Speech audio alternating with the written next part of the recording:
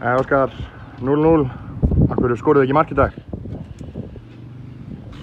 Stuttu spurt, það var oft stuttu svör, en ég held að það er ekki verið af því að við reyndum það ekki og við fengum alveg tækifæri til þess, en þetta er mjög öflugt og frábæra varnarmenn og góða markmann og engin hægðarleikur að brjóta á bakaftur. Ég held að það sé svona stærsta skýringin að við erum búin að spila 180 mínútur af fótbolta við Fjölni í sumar.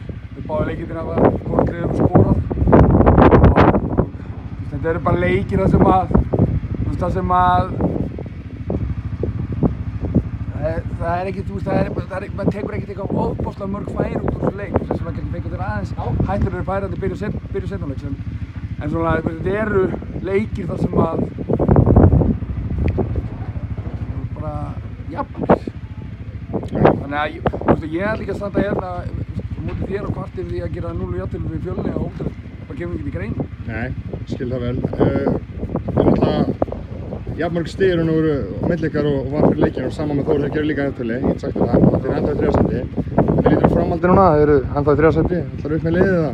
Ég bara lít á framhaldið þannig að það er mjög erfið leikur við Framar eftir viku. Fram er eitt besta lið sem við spila við í sumar og það hefur mjög erfið leikur. Við eins og erum auðvitað förum í þann leik eins og aðra leiki til að vinna það. Það verður skrítið að koma til þess að gera eitthvað annað.